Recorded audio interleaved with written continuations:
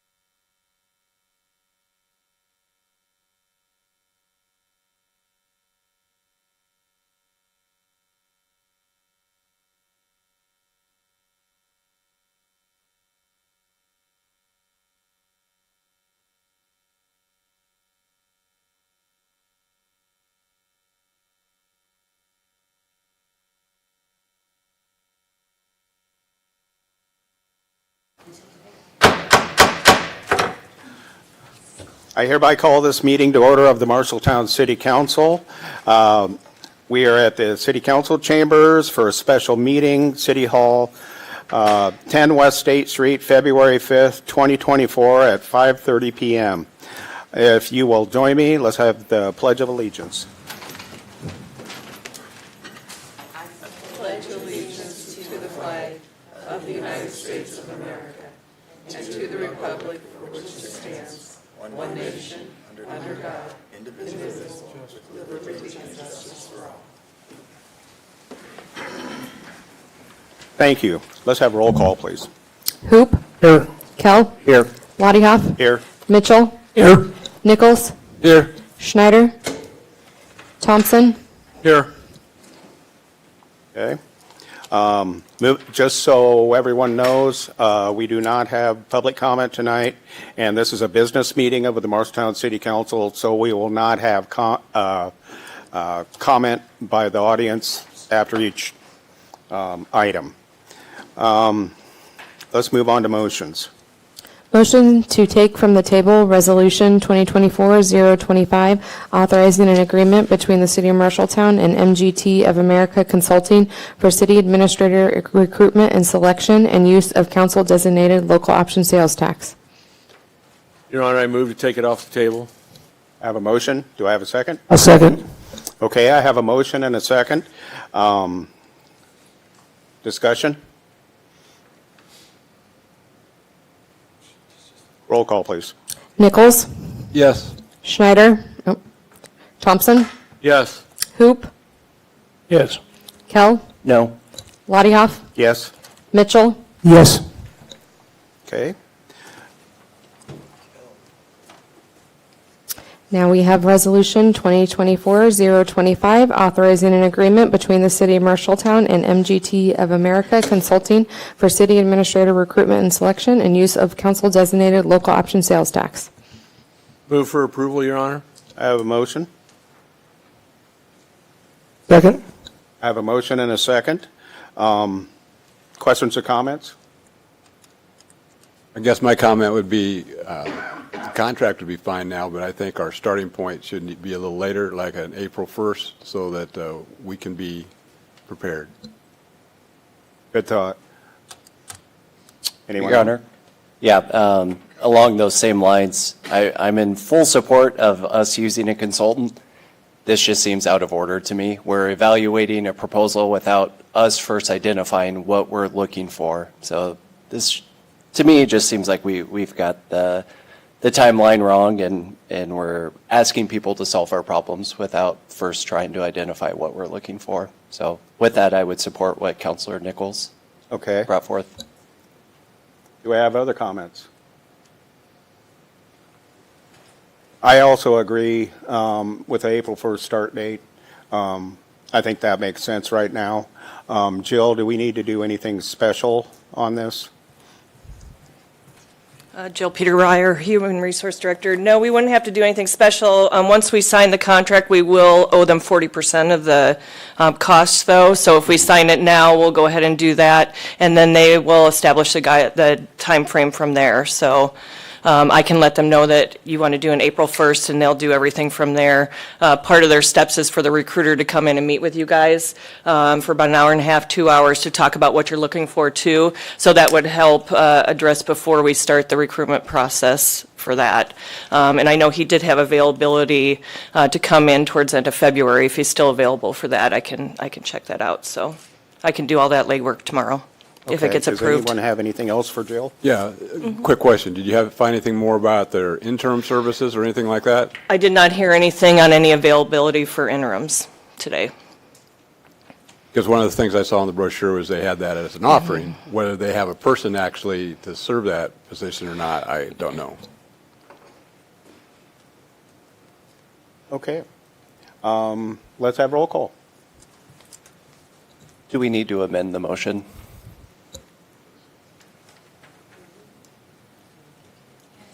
The motion to have the April 1st date?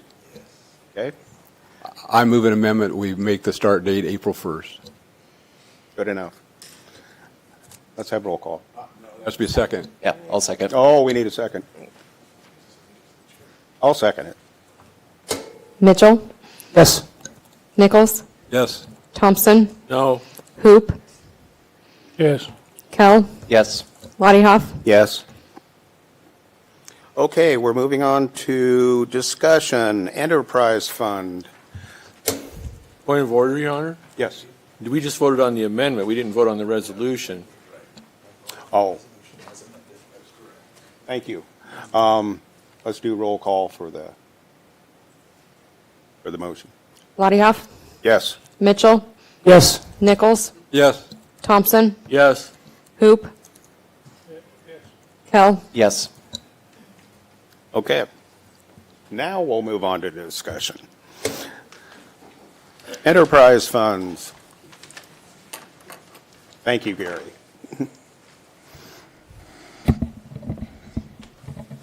Good evening, Heather Thomas, Public Works. I'm going to go ahead and talk through the first four of these, and then I'll turn it over to Diana for the fifth one.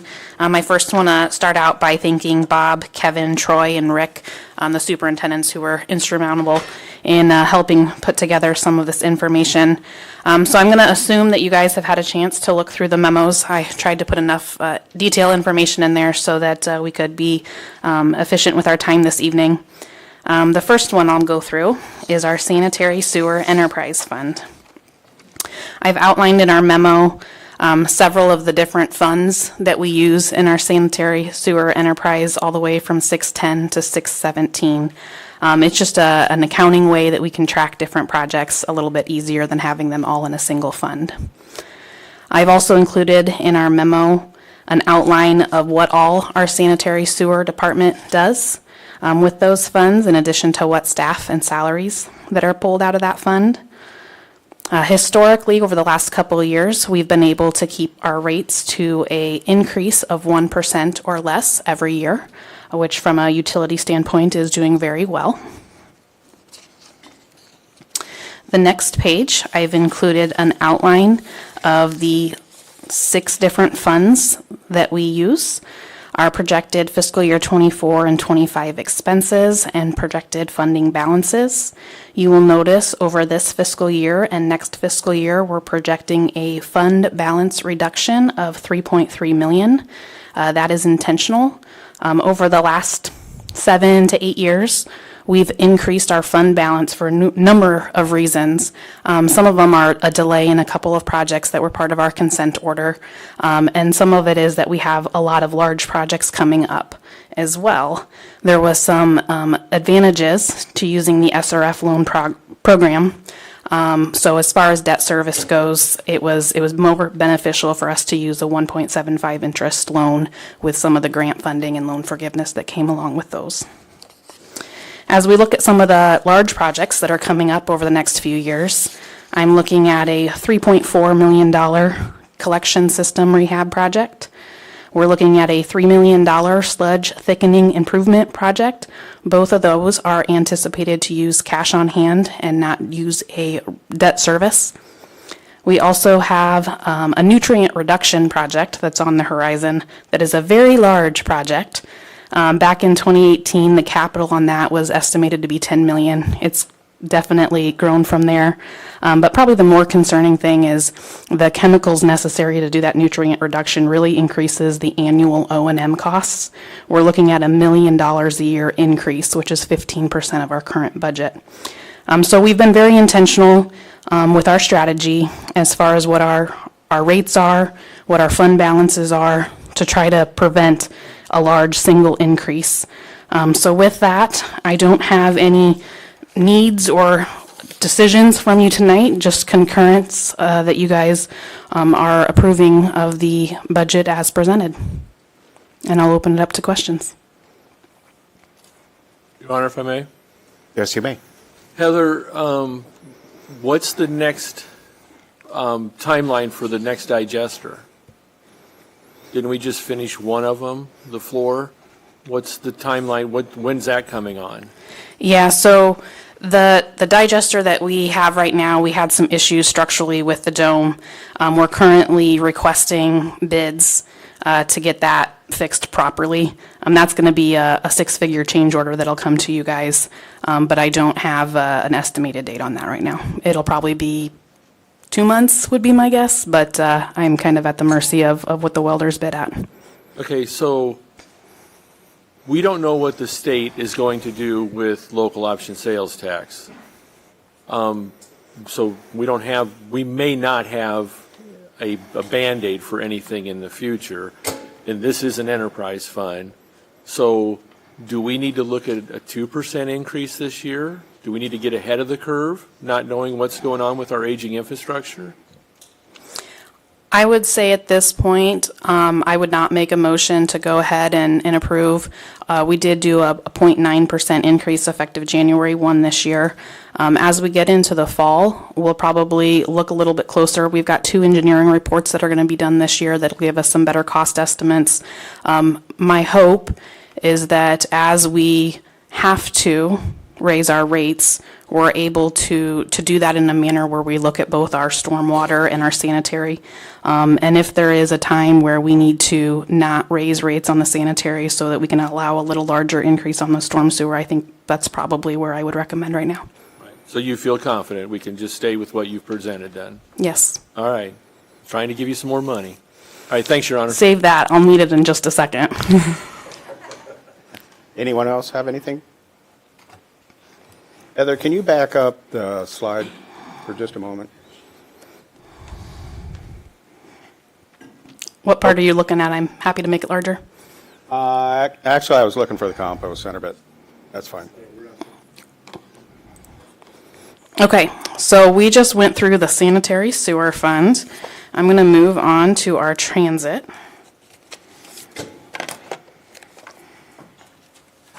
So as part of this discussion, transit is in a very challenging state, and not just in our municipality, all over the state. The largest transit system, DART, is in a much more challenged financial position than what we are. So as I go through this, I know it sounds kind of doom and gloom, but please realize that we are actually doing better than many of our comparable cities. So the direction and the needs that I'm going to need tonight is that I am proposing a staffing reduction. I'm also proposing a services reduction, and then I'm looking for your input on what to proceed with this year for the tax levy. So let me go ahead and open my memo. So we are one of 7 considered small urban transit systems in Iowa. When we compare ourselves to the other comparable systems I have listed up in the screen, as you can see, we're doing quite well as far as increasing ridership compared to some of our other communities. They've done a great job. I can't say enough about Kevin and his staff and the efforts that they've gone to increase our ridership. But we have continually increased, and when we look at the numbers for this year as well, in fiscal year '24, we're looking at another 9 to 10 to 13% increase, depending on the quarter that you're looking at. So they are making the right efforts and connections in Marshalltown to increase ridership. In order for this to be a sustainable transit system, we are going to need to increase ridership. If we stay steady or we backtrack, we have two options. We either close, or our transit levy is going to go up to the max of 95%. So they are making the right efforts. Also, our transit system really does serve the vulnerable population in our community. When we look at and track our data, 40% of our ridership is elderly and disabled individuals. Another thing about our school system and our transit system is the collaboration between the two. I know many of you council members have been on some recent emails about school zone safety, and bus systems reduces congestion from drop-off and those efforts. So the school system and the city have worked to provide an opportunity to transport students. The school system does not transport students within 2 miles of an elementary or middle school or 3 miles of a high school. So that's where we go in and we pick up those students, and we're able to provide that transportation. I think it is a mutually beneficial service because they now account for 40% of our ridership. The next page is numbers for those of you who like numbers, and just comparing 7 years of looking at the data in many different ways. As I present this, one word of caution as we look at this purple line here called FTA, that is our federal amount that we are given in a year. There was a lot of COVID relief that came in because public transit was really hit hard by ridership numbers. So fiscal year '24 is the last year that we're going to receive COVID relief money. We've got about $44,000 this year. Once the COVID relief money is out, that FTA number drops back down to the $250,000 to $300,000 a year mark.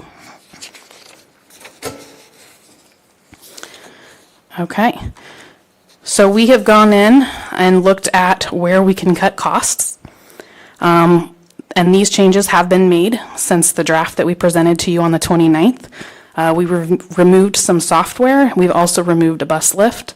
At this time, we can continue with what we're using, and we will make do. Staffing changes. This is, we can say it's budgeted, we can say that it's not been fulfilled, but we have not been fully staffed for a full year for many years.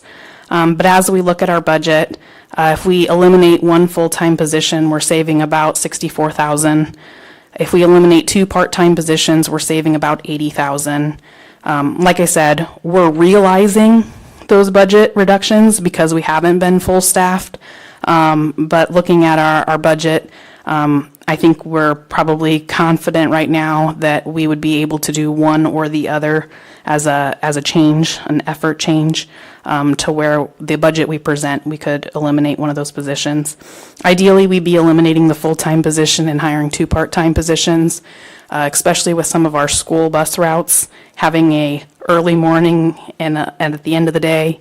A part-time position serves our needs better than a full-time position. We've just not had any luck filling a part-time position. So we are recommending a staffing reduction on paper of a full-time position. If we're able to hire a part-time position, then we'd eliminate the full-time, but if we're not able to hire part-time, then we would eliminate a full-time position. Question, and by your document, it looks like you're anticipating that be a retirement, attrition through retirement? We currently have 1 full-time and 2 part-time positions open right now. We are also anticipating the likely retirement, although we don't have anything in writing, everything can change, of 2 additional full-time staff that are drivers this year. So we do, I believe, at the next civil service meeting, are going to go back through the testing process to go ahead and try to fill that 1 full-time position that we have open. When we are short 1 or 2 drivers, it's really hard on our drivers to fill all the routes. Our mechanic ends up driving, our administrator ends up driving, and so does Kevin, our superintendent, at times. So we are going to try to make an effort to go ahead and fill that position. Reduction in services. Currently, we run till 6 o'clock in the evening. As Kevin reviewed ridership and talked to drivers to figure out where is the next best place to cut, it looks like the 5 o'clock to 6 o'clock timeframe. So we would stop our buses an hour short. That, on average, in the last year, accounts for 5.2 rides per day, is that last hour of the day. So there's an impact there, but it's the smallest impact that we can. We try every effort to communicate with those riders if this is what proceeds.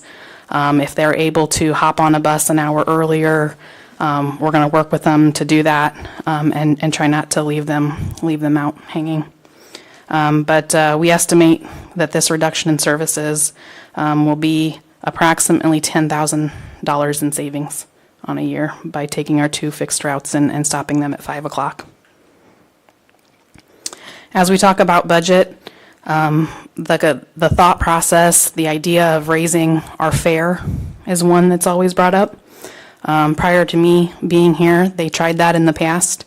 Then they learned that with the supplemental funding that we get through the state and the federal government, that's based partially on ridership, we lost more money by increasing our fares because of how much ridership we lost when we increased the rate. So at this time, we are not recommending a change in our $1 fare. We also currently contract with People Rides for our paratransit services. It's a cost of $23 a ride, which is very expensive. However, when we look at what it would take for us to bring that back in-house, we can't do that for $100,000. It would require 2 full-time staff to be able to run those paratransits here in Marshalltown. So below is a kind of a summary of what our fund balance started in fiscal year '24. What we're projecting a loss of $115,000 this fiscal year. When we look at the next fiscal year, prior to the tax levy, we are looking at a loss of $684,000. If our transit tax levy is 30 cents, that's $302,000. So that assists in that greatly, and we are then only reducing our fund balance down to $507. If we add that and couple that with the staffing reduction and the reduction in services we mentioned before, we bring that fund balance up to $581,000. So in short, if we use a 30-cent levy, which is very close to what we have this year, I think we have 29.6 cents, this is still a problem as we look towards the future. We'll be okay in fiscal year '25 and '26, but likely become with a negative cash balance in fiscal year '27. I've included some information in my memo about what the Marshalltown tax levy has been historically, in addition to some of our small urban transit comparables. And then I've also included a table here showing you what it looks like with various tax levies. If we wanted to balance the budget this year with only a tax levy and not do the staffing reductions or reduction in services, that would be a 68-cent levy. If we wanted to balance the budget this year and still do the staffing reductions and a reduction of services, that would be a 61-cent levy. We are recommending neither of those. We are looking for the council's direction, but have presented you options for 30, 35, and 40 cents. And with that, I will open it up for questions.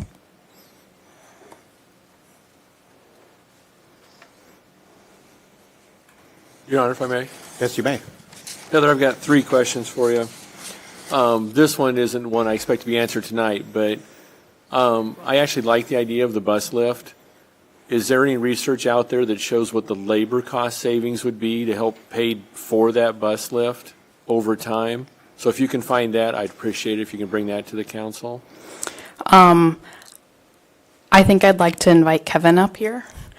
I believe we have a bus lift right now, and this would be swapping out the existing bus lift we have, but I want Kevin to confirm. Kevin Pigores, Transit Administrator. So we do have a bus lift system. It works, it's fine. We have it inspected every 3 years, so it is up to code. This would just be an additional one. So if we do have two buses that have been broken down, we can work on the other. Instead of on our back, we can lift it up, and it's just easier to work on buses. As far as staff goes, it's just on the back versus standing up, so it really doesn't matter. Yeah. All right, thanks, Kevin. You're welcome. And then the 5 PM stop time, obviously that changes two people's shifts. Does that help you in the morning then by pushing them to an hour start time earlier? In most cases, the individuals and the drivers that are running the two buses from 5 to 6 are likely already on overtime at that point. So it absolutely helps them. I think the drivers are in favor of it as well. And then this is a question that, in looking at the routes, I know you guys always look at the two main transfer places as the courthouse and the Fisher Community Center. Is that helping you with the eliminating routes, or is that hindering you with figuring out how to eliminate routes and make the system more efficient? Do we need to change one of the transfer stations? I mean, has anybody even looked at that? Yeah, Mac is the preferred transfer place. It used to be at the courthouse. That was before my time. But when Fisher Community Center, formerly, it just makes sense there. It's central. It really does work out well now. I have looked at different places like the old mall or the U-Haul, various places around town, and yeah, Mac is the spot. Mm-hmm. Then with that, Heather, I would say that what you presented, you guys have the expertise, you know what you need to do. So I guess I don't like that fund going that far down, but I guess I'm in favor of you making all those cuts. So Heather, do you have a recommendation on this? I'm conflicted, and as I'm sure you guys are as well. We want to keep the taxes as low as possible, but we know doing so now has implications later. Like I said, I would like to cross off the option 61 and 68. Our ridership's going up. I hope that can continue. If we're able to add another 100 students, that would really help us in the future. I think that's a goal of ours. And for those reasons, I'd like to stay away from the 61 and 68 cents. The numbers and the amounts that we get from the state and the federal government are 2 years behind on ridership. And so we've made some great progress in the last few years. We don't have numbers from the state about our comparable cities and what they did this last year yet. They're a little behind this year. So I'm probably not a 30 cent. I'm not a 61 cent, but I'm probably torn between the 35 and 40. Okay.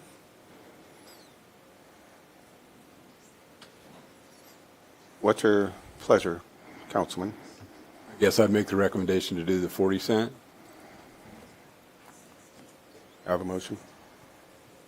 Move that we do the 40 cent. I would second that. Okay, I have a motion and a second to go with the 40 cent option on the transit. Any other questions or comments? Your Honor, just one more question before we vote for Heather, if Go I ahead. may. You're saying you feel comfortable that 40 cents buys us two fiscal years. Yes.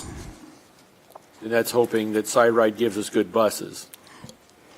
Hey, even a $500 bus that we can't use, we get more than $500 of parts off of it. We've proven that in the last couple of years. So they do a great job. I can't say enough about Ramon, our mechanic down there. Thanks, Heather. Thanks, Your Honor. Okay, any other comments? Questions or comments? Let's have a roll call. Kell? Yes. Bodyhoff? Yes. Mitchell? Yes. Nichols? Yes. Thompson? Yes. Hoop? Yes. Okay. Okay, we're going to move on to storm sewer next.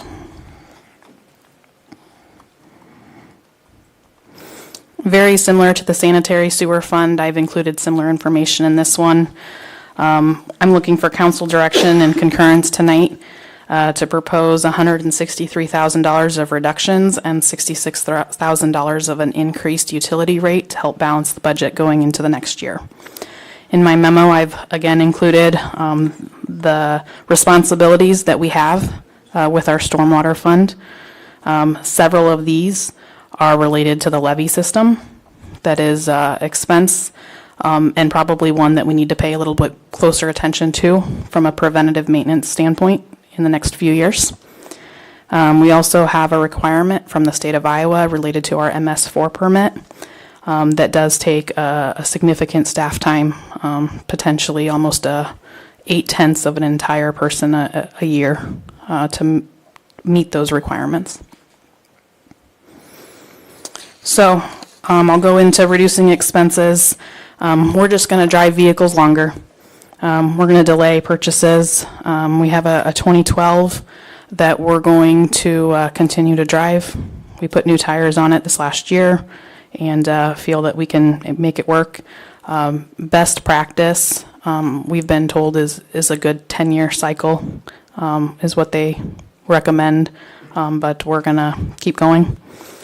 We have 2 large lift stations for our stormwater system, one in Riverview Park and one in 18th Ave.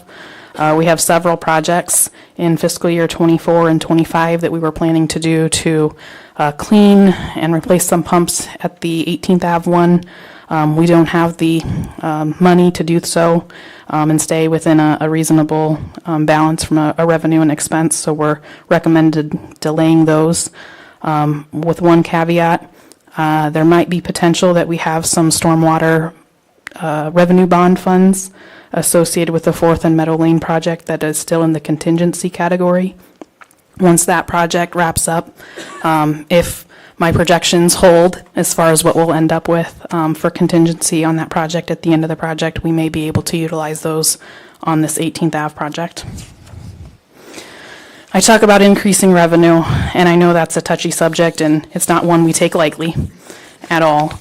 When I started, they had done a rate study the year that I started, earlier in that year. That consultant had some preliminary numbers of recommending the first year of a 3%, second year of a 5%, third year of a 10%, fourth year is a 40% rate increase. For various reasons, those were never approved through council. In the idea that 5% is where we wanted to cap an annual increase on any of our utilities.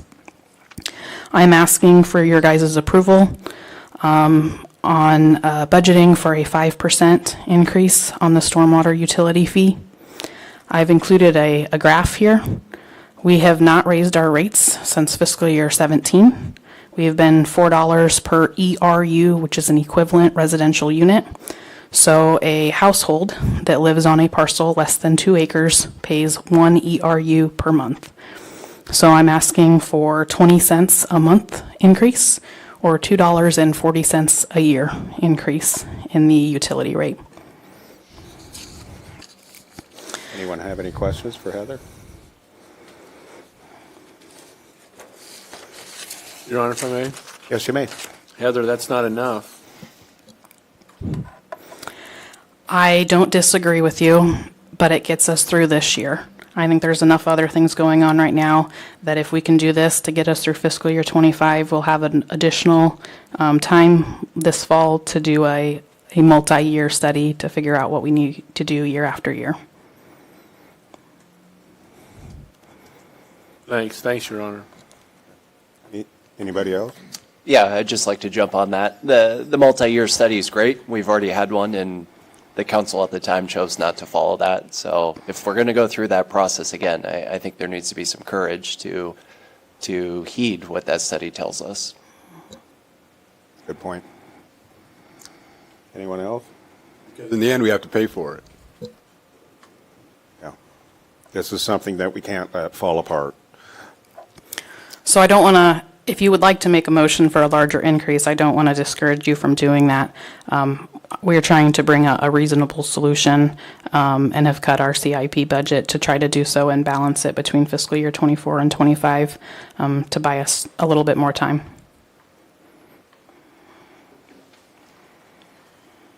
Your Honor, Yes. I guess I'd be open to hear what the rest of the council's thinking on, I mean, I'd like to do an increase higher than the going from 4 to 420. But I'd like to hear the thoughts of how high, or not at all, the rest of the council's feeling. I'll speak for myself. I think minimum of 5%. I'm going to follow Heather's recommendation, get that study done, and we're going to have some courage, maybe, depending on what that study said. So. Anyone else?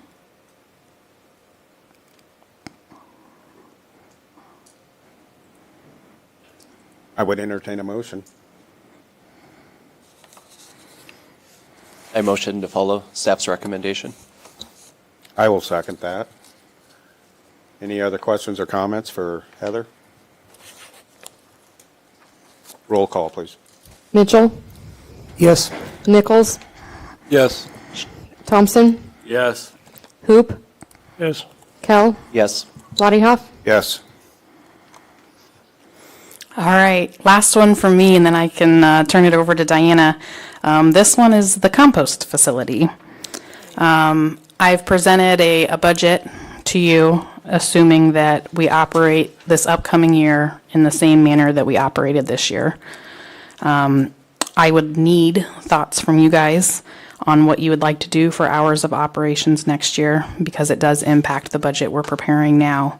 One of the reasons it impacts it so much is because of the amount of material that we have currently out there at our compost facility. We estimate about $140,000 of material on site is what it would take us to have it contracted to be chipped, ground, and hauled and disposed of. I'm not proposing to do that. The reason we're not doing that on a regular basis right now is we had good fortune a couple years ago where that material was valuable in handling the avian flu. And we were able to get an in-kind donation for somebody to come in, chip, and haul it out at no cost to the city. And so we have a very large quantity there, but we're at the point right now where we don't have space for another year of gaining material. If I went out and chipped 60,000 of that 140,000, which is what I have budgeted this year, and we operate the facility like we did this year, I think we're good. However, if there's a push to open the facility back up 7 days a week, I need more space, and I would probably need to go ahead and chip a majority of what we have out there right now. I feel like for the best round numbers that we have, considering the amount of material we have out there, we probably operated this year at a $15,000 loss, which is definitely better than years past. I've included information in here as far as the usage from this past calendar year. Please note, when you're comparing this to the budget comparison report that we have in there, the budget comparison report is done on fiscal years, and this is done on calendar years, so those numbers will not jive. I have additional information on here as far as the material that we brought in on a per day basis. And then I also did a comparison of last year into the previous 2 years as far as becoming a more financially efficient operation. As you can see in past years, the revenue per the seasonal hour that we were opened previously had been in the $37 to $44 range, and last year we were up at $105 with the closure of the additional time. With that, I will open it up for questions and input. Anyone have any questions? Your Honor, but you were hot to go first on this one, so I'll let you go first. I mean, I can. I swear I saw a compost facility up on that page, and I jumped the gun. I'm okay with going with your recommendations, but I'll be the first to say that, we looked at doing the tree fee, which would also include taking ownership, basically, of all the trees on the terrace and the trimming and all that kind of thing, and decided to try and run the compost facility like a business, and it really doesn't work. I don't think that people should need to pay $20 to have, half a pickup load of tree branches and that kind of thing coming in, and have limited hours like we're doing here. This can't be handled tonight because I know that there's legal issues and other things that you have to put all together and everything like that. But I would, as one of the people who voted no to do the tree fee or whatever people want to call it, I'm changing my mind. What we tried doesn't work, and I think in the future after budget and when Heather has time, which is kind of a joke, but to bring it back up, because we have two new counselors, that let's bring it back up and discuss it again, because what we're doing now, well-meaning, it just doesn't work. So I'm looking for a motion on what's been presented. Well, I've got some questions first, if I may. Yes, you may. Two things, Heather. Loss of commercial customers, was that because of the reduced hours or the fees we changed last year? It was likely had contributing both factors, although I do think limiting the hours probably was a slightly larger factor. From my perspective and from the folks who are running the compost facility, getting the commercial and contractors out of our facility was a benefit to everyone. We would prefer them not to use our facility. In fact, when you look at other municipalities, most of them do not allow contractors to utilize their facility. If that is something that you guys do want to open it back up 7 days a week, I think both Rick and I feel pretty strongly that we would maybe propose a two-stage fee schedule where contractors and commercial haulers would be paying a higher rate. Is that because of volume? That is. And then, Heather, the other question is, why are we having trouble selling finished goods? Why is that not a huge profit center for us? Are we not selling to the county for the landfill anymore? Didn't we do that for a while? I am not aware of us selling to the county. I believe we've hauled our wood chips out and paid the county to use them. I could be wrong. It's been open a lot longer than I've been here. Rick, do you know? Okay. So, again, why are other cities having more success selling their finished goods than we are? Is there something we're missing on the back end of all this? And if we're going to pay $140,000 to shred it, how much is a shredder? If we're paying $140,000 a year to shred stuff, we should be buying our own shredder. Rick Legg indicated that the shredder that some of the other facilities use are upwards of $1 million. That Rick, he doesn't know what he's talking about. So. So to answer your question about the sale of goods, I believe last winter when we discussed changing the hours of operation for this year, one of the items that we talked about is that I had not recommended a change in the sale price of our compost. And the reason we hadn't done that is we had not had a good analysis of what it costs us to make compost. We started our current load of compost in the fall of 2022, and it is not yet a finished product. So once we get a little bit further, more moisture, that was part of it. Last year it was so dry. We will have some information as far as how many hours it took us to produce that compost to give you guys a better analysis of what we should be selling it for. Additionally, we switched this last year to we don't charge individuals to come haul out firewood or wood chipped material. That is advantageous to us to let that material go at no cost. It saves us money from having to dispose of it, and I think that's a benefit to those people who want to do that. Your Honor, I'll just say this. I agree with you. I never liked the reduced hours. I actually would like to see a two-tier system in the future. I mean, tonight's not the night to obviously discuss that. I'd like to see residential use free and commercial use a fee. That's where I'm at. I think this should be a service. And I think we need to figure out how to make the money on the back end with the finished product. So that's where I'm at. But I'm okay with where we're at tonight. I mean, all we're doing tonight sounds like we're buying 1 year on everything. So we'll just proceed with that. The amount of leaves and grass clippings that we get in is not a large quantity, and so we have a limited amount of product to sell. At this point, we've been able to sell all of the product that we make from a compost perspective. We just don't have a large quantity.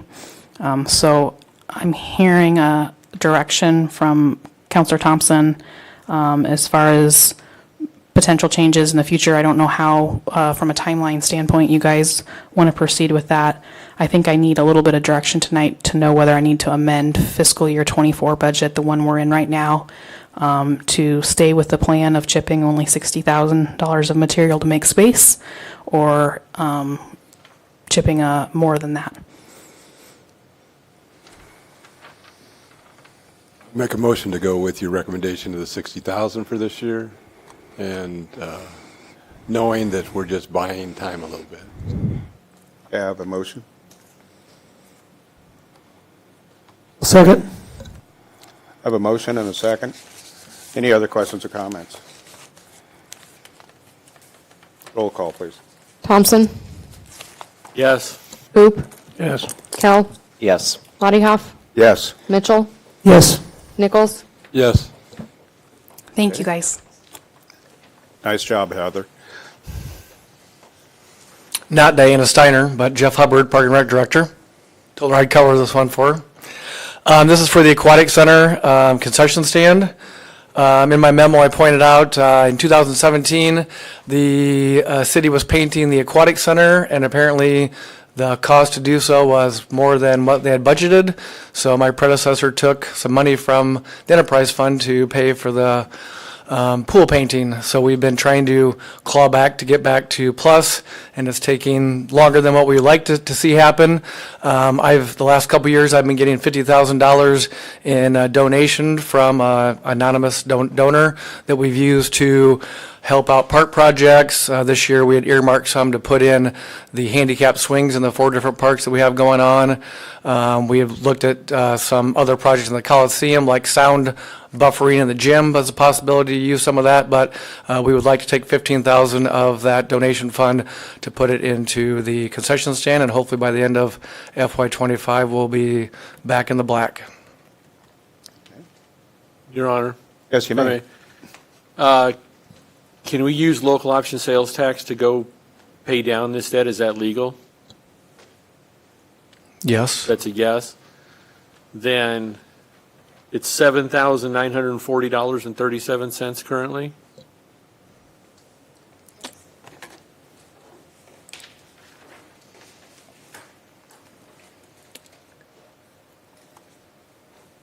Well, that's the concessions loss.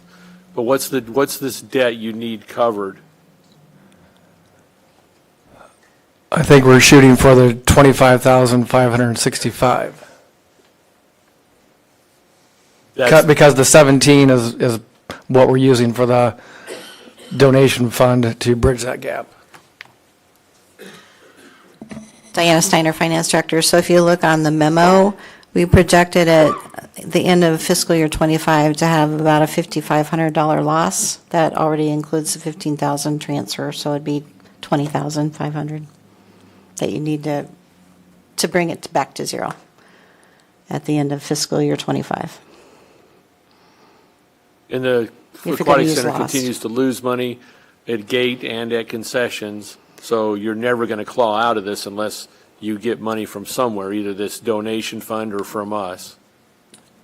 Yeah, I mean, definitely for admissions, we're operating in the black, but the concession stand will be operating in the black if we can get back to zero. Your Honor, I'd make a motion that we transfer money from local option sales tax to offset this deficit and let the aquatic center at least have a fighting chance moving forward instead of paying off a debt that occurred before you took over? Yes. All right. Do I hear a second on that? I'll second it. Yeah, that's fine. Any other questions or comments on this? Let's have roll call. Lottiehoff, Yes. Mitchell, Yes. Nichols, Yes. Thompson, Yes. Hoop, Yes. Kell, Yes. Jeff, can I borrow you just for a second? It's related. We had a conversation, and you said that you've been in charge of aquatic centers and knows they're running, that most of the time, aquatic centers or swimming pools don't cover their own costs. Is that correct? I've never operated or seen one that has. In the 10 years in Sioux City, we had 5 pools that we operated, and combined, they were about 65-70% cost recovery. One of the pools was close to 90, but we had a couple other ones that weren't. In Council Bluffs for 10 years that I was working there, we had 2 pools, and we recouped about 85% of our costs. So I've never heard of a pool that makes money in Iowa. If I remember right, you said, if you're running at 80%, you're really doing pretty good. That most communities recognize it as a service to the community, and it's needed to the community. So, do you want a swimming pool or not? And like you say, nobody runs in the black in the state of Iowa. I mean, we would love to break even. We shoot for everything we can. I mean, we're, I think, being very fiscal responsible with the amount of staff we have working every day. We've looked at changing hours of operation to do so. This past year, we looked really hard at the concession stand. We were selling pizzas and pretzels and a lot of things that took people to make versus just grab on the shelf and hand to somebody. So we've kind of revamped the menu at the aquatic center.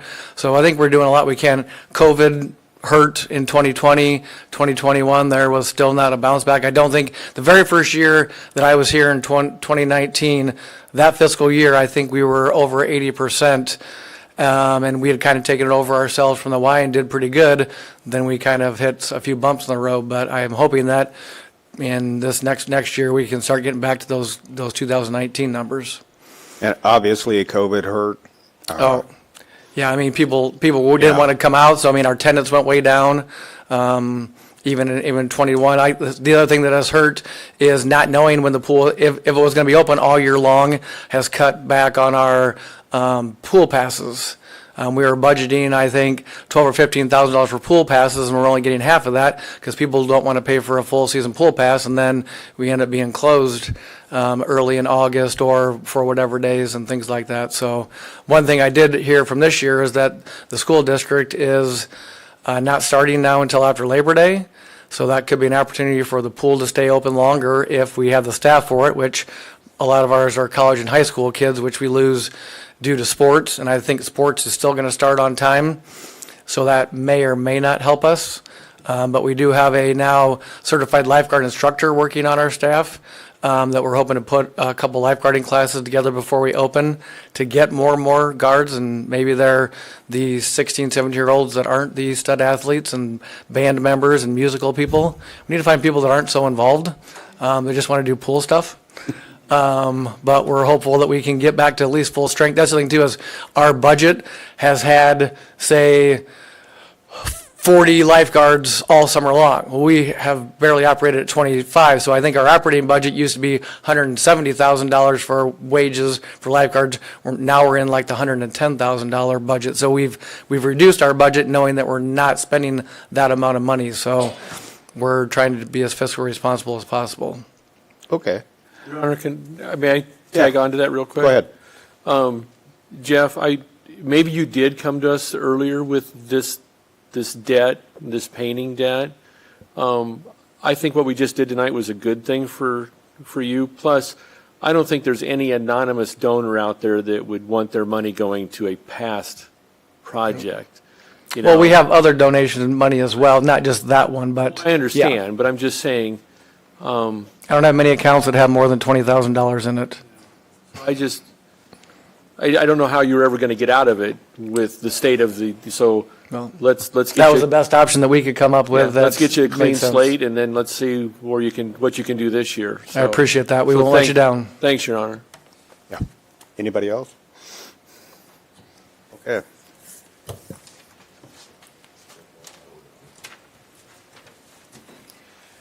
The floor is yours. Diana Steiner, Finance Director. Now it's time to talk about long-term debt. Let me bring this up. So as part of the official budget package, we have to report on all of our debt. So this is a listing here, and it's broke out between general obligation bond, which would allow us to levy for the debt, and then it has sewer revenue bonds, which we pay out of the enterprise funds. And then we have some offsets. So the offsets come in this column here, in column J. And what this comes from is our TIF debt, so we certify that, or it comes from our enterprise funds. Some of the GO bonds are actually for stormwater projects, so the stormwater enterprise pays for that. So we have that offset.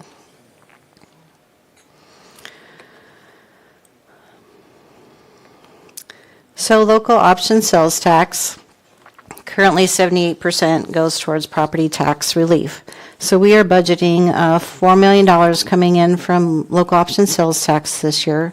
So 78% of that is $3,120,000. So we're going to reduce our property tax levy by that. And then the next line is an additional $1 million. So I looked at the property tax levy to see where we'd be at. If you wanted to keep it at $16, we'd have to kick in $1 million. There is that available in the local option sales tax property tax relief fund. That would pull us down to about $280,000 for that purpose. And then there's some funds in the debt service fund, so we could take another $350,000 of that. So, do you have any questions on this sheet? Because it feeds into the next topic. So my question is, so currently you're saying of that 33, we have 3 million whatever for Yep. the, go all the way to the right Yep, and down a little bit. There you go. So we would be putting out of local option sales tax $4,120,000. Is that what you're proposing? that is correct, yes. Your Honor? Yes. But for Greg's information, I hopefully understand, that's from the 78% that is earmarked for property tax relief. The No, that's an addition. The $3,120,000 is the 78% of the $4 million. The million is The sitting in million that account dollars. already, right? Yes, it's in fund balance. Yeah, So that's what we should have been giving to, or it's obligated to the taxpayers anyway. It's not from our 22%. that's correct. Yeah. Diana? Yes. Can I ask you, it's a little off topic, but since we're talking local option sales tax, I know I asked you in an email and you kicked it out to the council people, but if the local option sales tax were not to pass, that it would be looked, well, dimly from our bonding people. It's not saying that it would raise our bonding rates, but it could, costing us more to borrow money. Right, for local option sales tax, when Moody's looks at our bond rating, they like to see cash. So they look at our cash reserve, they look at the local option sales tax balances, they look at the enterprise funds, and that feeds into the bond rating. They don't give you their formula, so it's just Spear Financials is who is telling us that. Right. Yeah. It's not a for sure thing, but Right. because the city is getting less money in, like from the local option sales tax, it appears that our city is a little bit less financially stable, or we're declining. Right, so when you look at the GO debt here, because we are able to buy it down, they think that's more favorable. Okay, thank you. Thank you. So one other thing I wanted to point out is on this report, there's several items that pull into this for revenue. So not only do we have the property tax levy, we also have a business property tax credit. And what that is if you recall, the legislature changed where the first $150,000 of valuations for a business or industry is taxed at the residential rate. And so they said they would help fund that, the difference for the cities. Now we're finding out that during the session right now, they're looking at only funding it at 71% rather than 100%. So this number could go down. And then the Senate File 295 backfill, that is also the difference between the 100% and the 90% that the commercial rollback is. Again, they may not fund that at 100%, and then interest is, variable, depending on our interest rates that we can invest in. So we want to leave a little bit of fund balance in that fund and not take it down to zero for those reasons.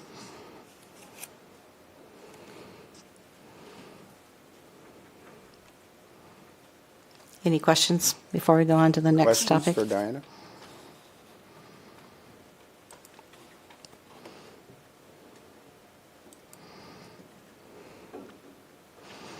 Okay, so now we'll talk about the property tax levy.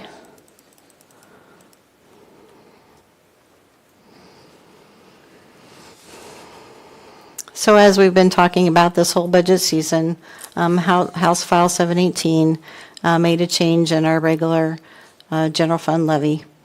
It was 810 before, and then we also had the levies for the library, emergency levy, the MAC, and the band. Those are no more specific levies. Now it's a consolidated levy. So there's a formula that's involved in here depending on your taxable growth, which for us was 8.4%.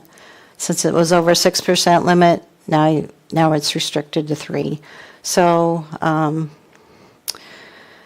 you fill in these boxes and it automatically computes for you, which is nice. So our regular levy is $8.5 million, and that is what we use for our general fund. As Heather had indicated earlier tonight, we had originally budgeted $275,000 for the transit. We'll be making that change with what was discussed tonight. Liability, property, and self-insurance. This is what we have through ICAP. 40% increase for this fiscal year is what they're telling us to project, and another 25% for next fiscal year on top of that. So it was a pretty big increase this year. Support of local emergency management, they just bill us for that, so we put it on there. Police and fire retirement, $1.3 million. This is, we can levy for what is necessary. So for general fund employees, we look at their retirement and put that number in there. Other employee benefits, same thing for general fund employees only. So the grants and the enterprise funds, they're paying for their own benefits, but we can levy for the general fund employees. So that includes health insurance and dental and other benefits. I will be making a change and splitting it between FICA and IPERS and other employee benefits a little bit later. It's just easier to keep it all in one line for now when you're making changes between the software all the time. The debt service levy, that's what we just discussed, so we're at $1.8 million there. And the capital projects fund, the CIP, is limited to 67.5 cents. So we take the maximum there. So bottom line, we're down to a little bit over $16 and 0.00607. So that is our rate unless you want to change it to something else. I guess I'll go first. I don't have any appetite to raise our tax levy. I think we have plenty of local option sales tax to cover any shortfalls in funds and asks that we have. The council has been pretty miserly in holding on to the local option sales tax money to be able to make the library whole, that type of thing. So I think that we ought to leave it at $16. And I'm interested in comments. Go ahead, Gary. Diana, refresh my memory and the new counselors. What was that rate the last, let's say, 3 or 4 years? Do you have that with you or not? $15.36. It was always 15.36 as we were capped at, right? We weren't capped. No, You're not capped. that's where we. It was at 15.36 before we raised it to 16, and then it was 15.26 for probably 4 or 5 years. Let me rephrase that. We self-capped. Right. Yeah. And to get to that rate, what were we buying down? It wasn't the $1 million. It was a dollar amount much higher, correct? In additional to local options, or the local option sales tax. Last year in fund balance, we used $447,000 instead of the $1 million. So we're increasing it this year.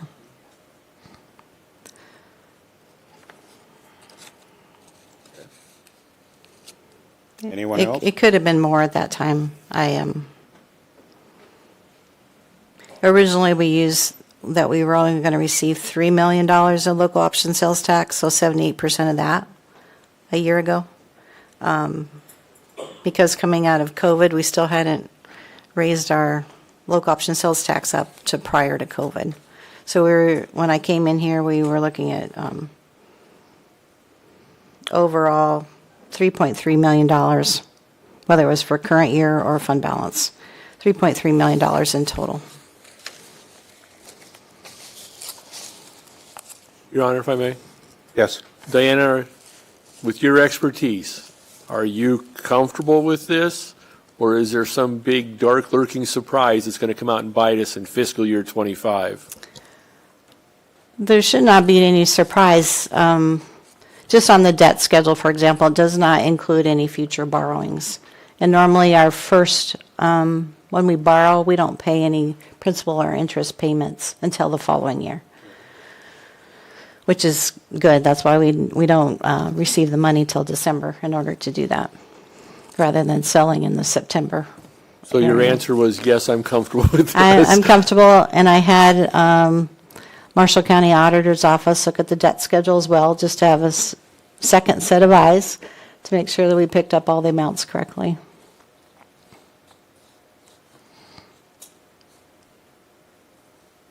Thank you, Your Honor. Okay. Anyone else? You need a motion for this? Well, as we're trying to finalize the budget, I do need direction. Just if you want me to stick with this number, or if you want to change it, because now's the time to change it. And I will say that it will change because of the transit levy. I could reduce the fund balance in employee benefits to offset that increase. So at the end of the day, we're still at $16. So the answer is yes. Thank you.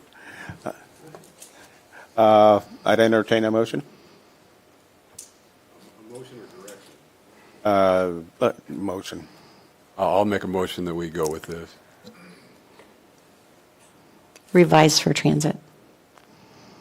Revised for the transit levy. Ayes for the transit levy. I'll take a second. Second. I have a second. Any other questions or comments for Diana? Yes, Your Honor. Go ahead. Are we a little early with making this motion for this number? Should we wait 2 more meetings? Or you need this tonight? At the next meeting, we were going to kind of wrap things up because we have to give our amounts to the county, and then they'll do a mass mailing out, how much the city, the school district, the county's property tax levies are going to be, or they're requested to be, and when the hearings are, so people can attend.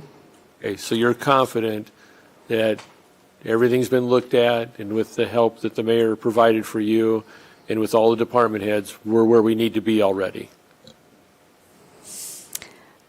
As far as the property tax levy, yes. All right, thank you. So at the next meeting, we'll bring the special revenue accounts, which don't have any impact on this really, and then the capital projects. All right, thanks, Diana. Thanks, Your Honor. Okay, anything else? Roll call. Thompson, Yes? Hoop, Yes. Kell, Yes. Lottiehoff, Yes. Mitchell, Yes. Nichols. Yes. Okay. Before we wrap this up, there's a misconception in the community, and I'm not sure how it got going, that we don't balance our budget. Our budget is balanced every year. Diana talks about deficit the way she does because of how she has to present it to us, but by state law, we have to balance our budget every year, and we do.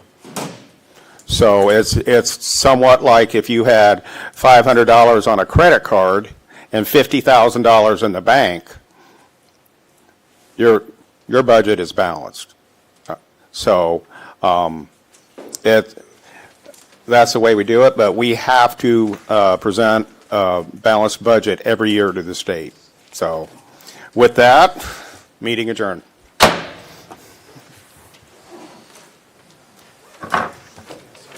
At 6:39.